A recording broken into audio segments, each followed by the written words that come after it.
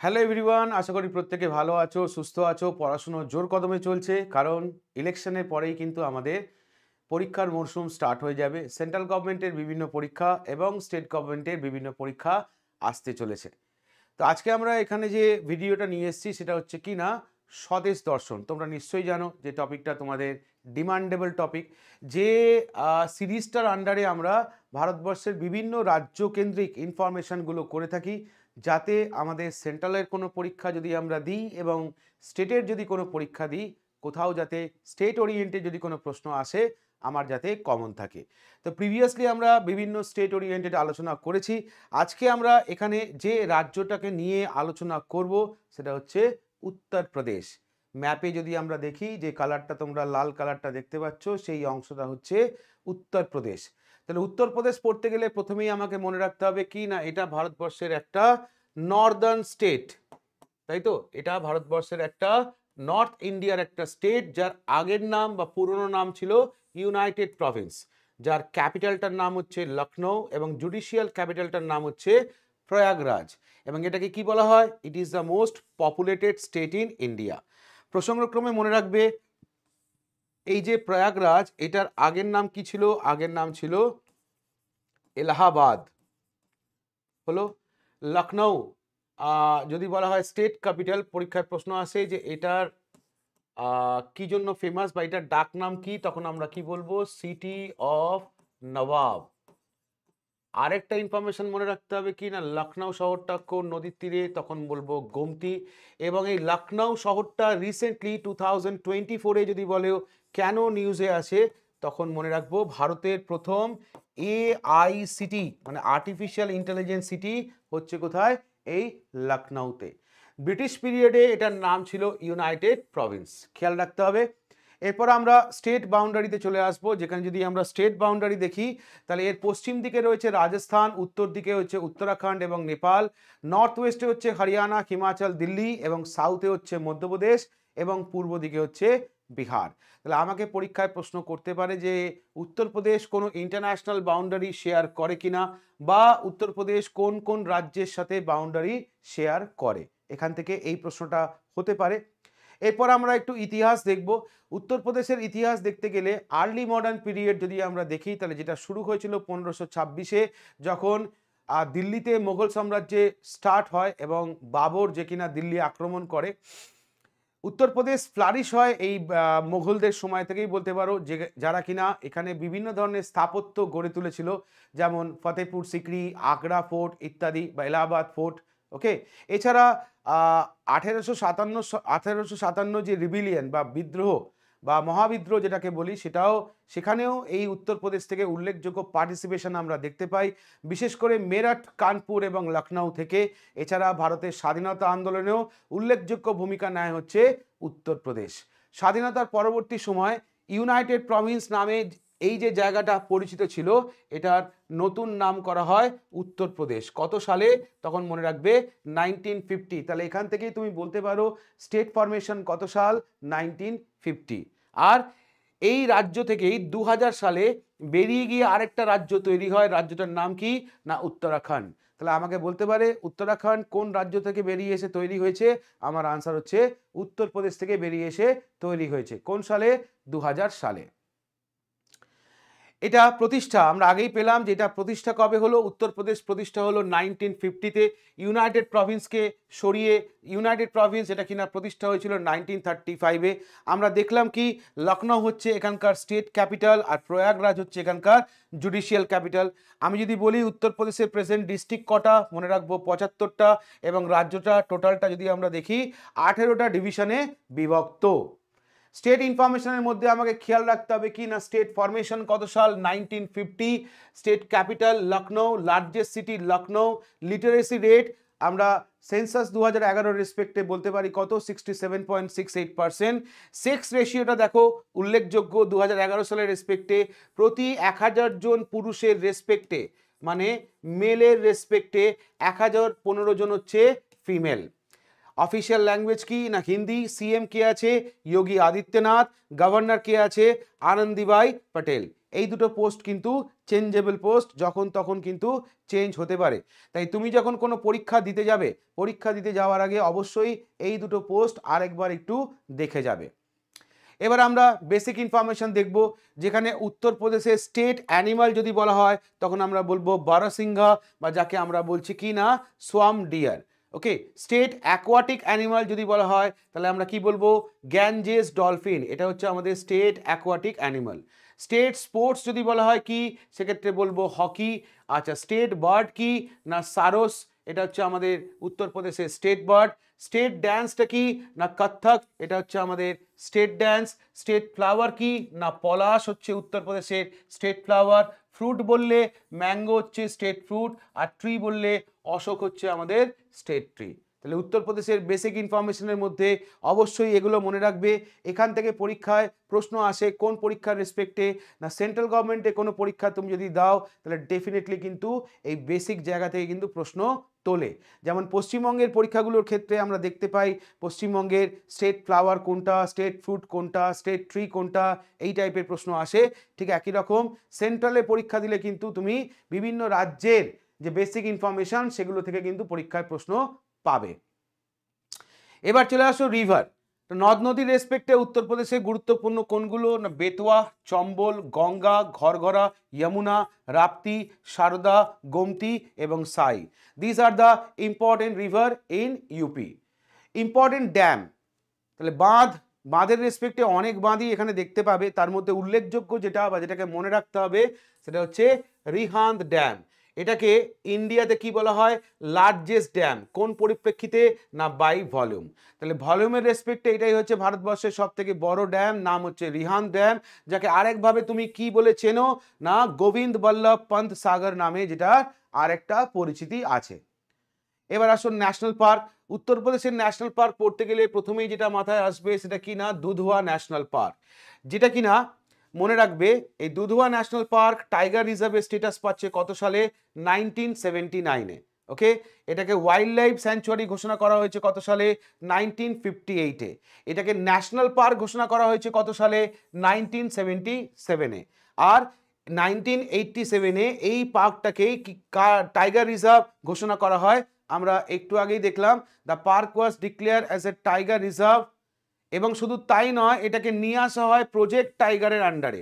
তাহলে আমরা পেয়েছি দুধুয়াকে টাইগার রিজার্ভ ঘোষণা করা হয়েছে 79-এ, কিন্তু 1987-এ এই টাইগার রিজার্ভটাকেই বলতে পারো প্রজেক্ট টাইগারের আন্ডারে নিয়ে আসা হচ্ছে।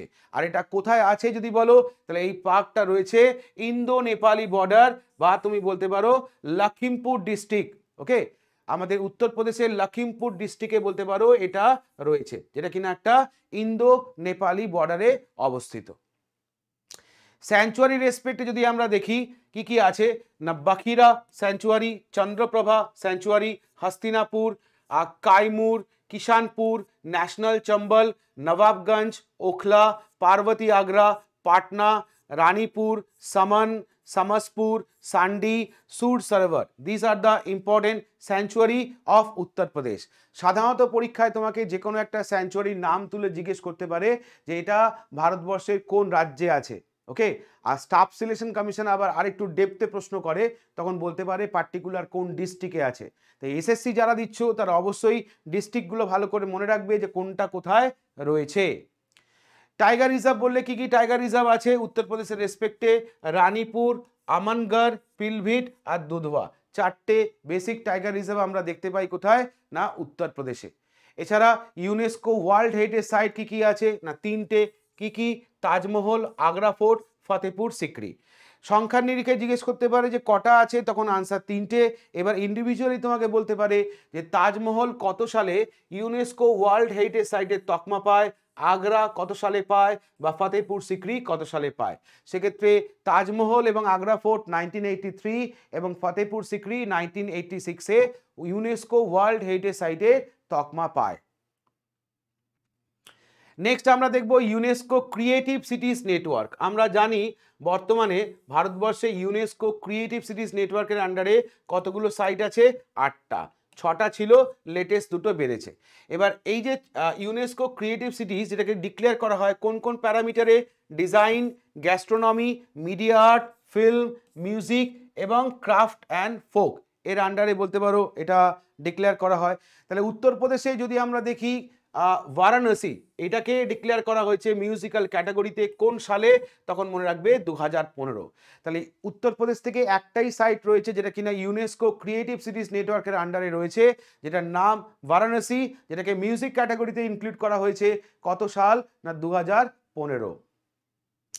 ট্রাইব, উত্তরপ্রদেশের পিভিটিজি ট্রাইব কটা আছে? দুটো, একটা বুকসা আর একটা রাজি।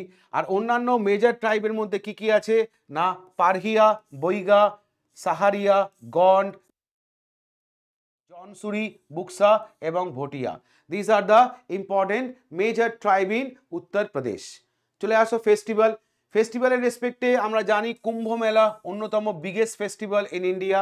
এছাড়া বারসানা হোলি, রামলীলা, জন্মাষ্টমী, নওচান্দি মেলা, গড় মুকুটেশ্বর, গঙ্গা মহোৎসব, রাম ভারত, শ্রাবণ মেলা, এছাড়াও Bateshwar fair, Kailash fair. This are the important festival of UP.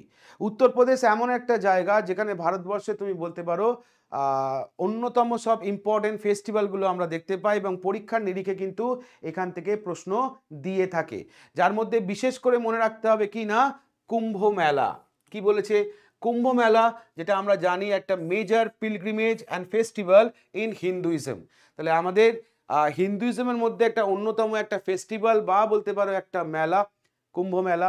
এটা কিনা ভারতবর্ষে, আমরা ভারতবর্ষ বলা ভুল, সারা পৃথিবী থেকে এখানে মানুষজন গ্যাদারিং করে এই পার্টিকুলার ফেস্টিভ্যালটাকে কেন্দ্র করে। এটা সেলিব্রেট করা হয় একটা সাইকেল অ্যাপ্রক্সিমেটলি, যেটা 12 বছর অন্তর অন্তর হয় সেই অনুপাতে। মনে রাখার জায়গা কি না, এটা কোন জায়গায় হয়? 4টে জায়গায় হয়ে থাকে, প্রয়াগরাজ, হরিদ্বার, নাসিক এবং উজ্জয়ন। কুম্ভ মেলা সম্পর্কে আরেকটু ইনফরমেশন তোমাকে মনে রাখতে হবে, যেখানে কি বলেছে? পূর্ণ কুম্ভ মেলা, যাকে অনেক সময় বলা হয় শুধু কুম্ভ বা ফুল কুম্ভ, এটা হয় প্রতি 12 বছর অন্তর অন্তর। ওকে, নেক্সট আসছে অর্ধ কুম্ভ মেলা, এটা হয় কি না এভরি 6 ইয়ার্স, প্রতি 6 বছর অন্তর অন্তর। আর মহাকুম্ভ মেলা যেটা হয় মহাকুম্ভ মেলা যেটা কিভাবে হয় না হুইচ অকার এভরি 12 পূর্ণ কুম্ভ মেলা, that is after every 144 years. তাহলে মহাকুম্ভ যেটা হয় 12টা পূর্ণকুম্ভ হয়ে যাওয়ার পর মহাকুম্ভ হয়, অর্থাৎ 144 বছর অন্তর বলতে পারো এই মহাকুম্ভ হয়। 2019 সালে প্রয়াগরাজ কুম্ভ মেলাতে উত্তরপ্রদেশের মুখ্যমন্ত্রী যোগী আদিত্যনাথ ঘোষণা করলো যে অর্ধ কুম্ভ মেলা, যেটা প্রতি 6 বছর অন্তর হয়, এটাকে এবার থেকে শুধু বলা হবে কুম্ভ মেলা। আর কুম্ভ মেলা যেটাকে 12 বছর অন্তর হয়, এটাকে বলা হবে মহাকুম্ভ মেলা। কারণ এই অরিজিনাল যে মহাকুম্ভ মেলা যেটা 144 বছর অন্তর হয়, তো এটাতে পার্টিসিপেট করা হয়তো সাধারণ মানুষের পক্ষে সম্ভব নয়, মানুষ বাঁচবেই না তো এতদিন, তাই না? তাই বলতে পারো এটাকে চেঞ্জ করে মহাকুম্ভ বলা হচ্ছে কোনটা না, যেটা প্রতি 12 বছর অন্তর অন্তর হয়, যেটাকে আমরা আগে বলতাম পূর্ণ কুম্ভ, এটাই এখন মহাকুম্ভ বলে ঘোষণা করলেন উত্তরপ্রদেশের মুখ্যমন্ত্রী যোগী আদিত্যনাথ। উত্তরপ্রদেশের জিআই ট্যাগ পাওয়া প্রোডাক্ট কি কি আছে? একটা হচ্ছে Amroha dholak, next Baghpat home furnishing, next Barabanki handloom, next mango Malihabadi Dussehri, next Lucknow zardozi, next Mahoba Gaura Patthar হস্তশিল্পী। This are all GI tag product. এছাড়া কি জিআই ট্যাগ নেই? আছে। উত্তরপ্রদেশে এই মুহূর্তে টোটাল জিআই ট্যাগ পাওয়া প্রোডাক্টের সংখ্যা কত? 75টা। আর এই ভিডিওটা তোমরা যখন দেখছো, তো এটাই হচ্ছে বলতে পারো ভারতবর্ষের মধ্যে এই মুহূর্তে হাইয়েস্ট জিআই ট্যাগ পাওয়া প্রোডাক্ট স্টেট। তো এই 75টার নাম তো মনে রাখা সম্ভব নয়, তো সেই রেসপেক্টে কয়েকটা ইম্পর্টেন্ট শুধু এখানে তুলে ধরা হয়েছে। যেমন ধরো লেটেস্ট যদি আমরা দেখি, তাহলে হচ্ছে কি না তিরঙ্গা বরফি, তিরঙ্গা বরফি এটা নতুন অ্যাডিশন। ওকে, মনে রাখবে উত্তরপ্রদেশের।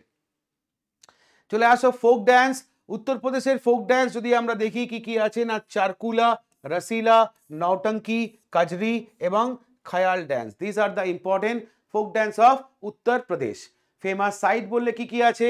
আগ্রা, অযোধ্যা, মথুরা, বৃন্দাবন, প্রয়াগরাজ, সারনাথ, फतेहपुर सिकरी, लखनऊ, झांसी, कुशीनगर, श्रावस्ती, हस्तिनापुर। এছাড়া कानपुर, रामनगर फोर्ट, चुनार फोर्ट, कुसुम सरोवर और Barsana. These are the all important or famous site in Uttar Pradesh.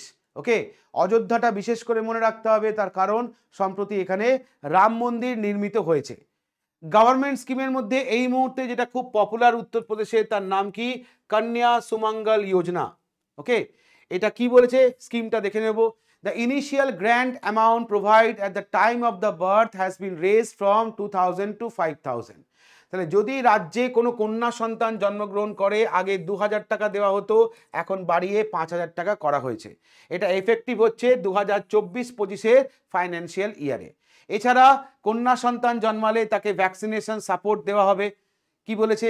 Support for completing all vaccination within 1 year has been double from 1000 to 2000। অর্থাৎ আগে যেটা 1000 টাকা দেওয়া হতো, এখন 2000 টাকা দেওয়া হবে। মেয়েরা যাতে পড়াশোনা করতে পারে, for admission to the first class the grant has been increased from 2000 to 3000। তাহলে ক্লাস 1 এ ভর্তি হলে এখন থেকে 3000 টাকা করে পাবে। এছাড়াও ক্লাস 6 এ যখন পড়বে তখনও বলতে পারো 2 থেকে 3000 টাকা পাবে। এছাড়াও যখন ক্লাস 9 এ পড়বে তখন পড়াশুনো খরচ বাবদ গভর্নমেন্টের তরফ থেকে 5000 টাকা দেওয়া হবে। এছাড়া হায়ার এডুকেশনের রেসপেক্টে যে সমস্ত মেয়েরা ক্লাস 10 বা 12 পাস আউট হচ্ছে, তারা যে কোনো ধরনের ডিপ্লোমা বা আন্ডার গ্র্যাজুয়েট প্রোগ্রাম, যেটা কিনা 2 বছরের জন্যে বা তার থেকে বেশি হতে পারে, যদি করে, সেক্ষেত্রে মেয়েরা 7000 থেকে 5000 টাকা থেকে 7000 টাকা, মানে আগে 5000 পেত, এখন 7000 টাকা বলতে পারো পাবে এই কন্যা সুমঙ্গল যোজনার আন্ডারে।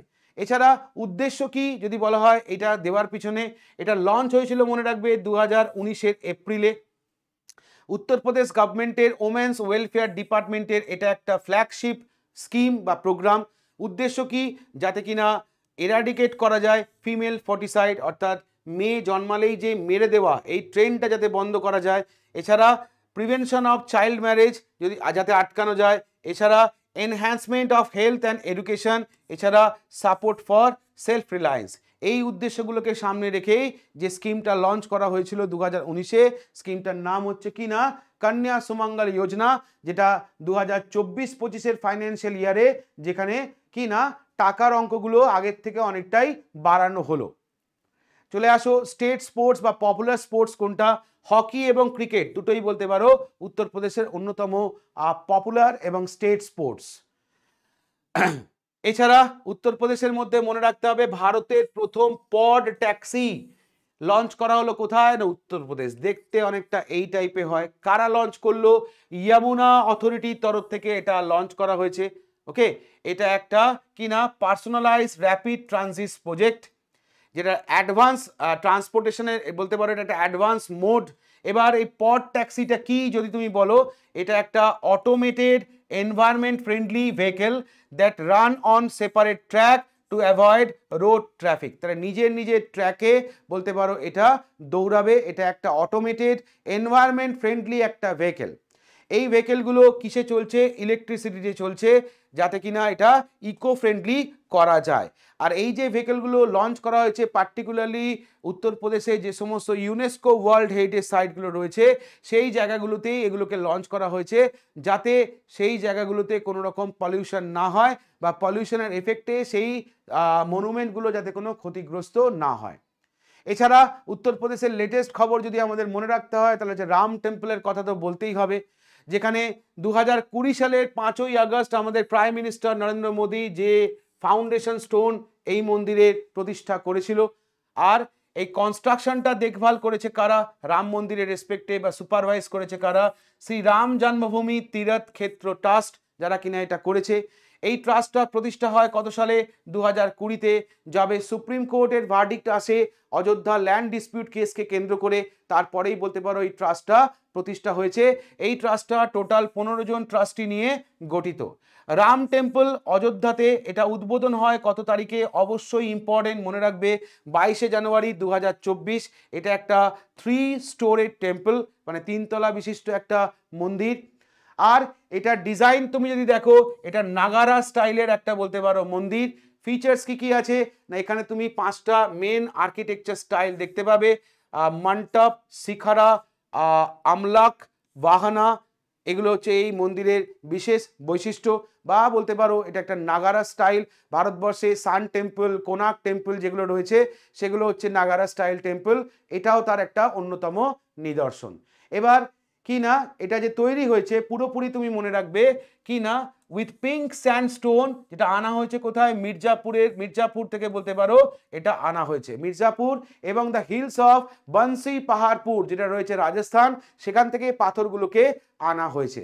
যদি বলে চিফ আর্কিটেকচারকে, তখন মনে রাখবে এই মন্দিরের চিফ আর্কিটেক্ট হলেন চন্দ্রকান্ত ভাই সোমপুরা, যে কিনা এর আগে গুজরাতের অক্ষরধাম টেম্পল ডিজাইন করেছে।